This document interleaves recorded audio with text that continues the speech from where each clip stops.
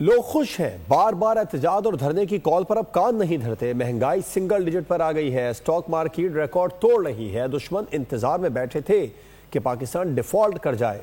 وزیر اعلیٰ پنجاب مریم نواز شریف نے تقریب سے خطاب میں کہا کہ جب پاکستان ترقی کرنے لگتا ہے تو دھرنے دینے کیوں آ جاتے ہیں؟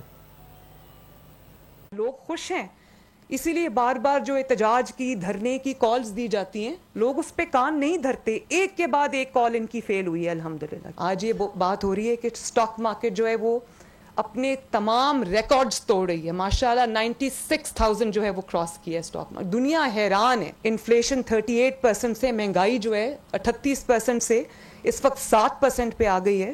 وہ اکانومی جس کو جب شہباز شریف صاحب کا دور آیا روز ایک آواز آتی تھی اور پاکستان کے دشمن اور مخالف اس انتظار میں بیٹھے ہوتے تھے کہ کب پاکستان اللہ نہ کرے ڈیفالٹ کرے۔ ایک گھریلو خاتون جن کا سیاست سے دور دور تک کوئی واسطہ نہیں، کل انہوں نے جو پاکستان کے اوپر حملہ کیا ہے، انہوں نے پاکستان کے ایک ایسے دوست ملک پر حملہ کیا جو ہر مشکل میں، ہر کٹھن وقت میں پاکستان کے ساتھ کھڑا رہا۔ مجھے تو اس بات کی سمجھ نہیں آتی، ان کا ایجنڈا بہت خطرناک ہے جو میرے خیال ہے ہماری بھی سمجھ سے باہر ہے۔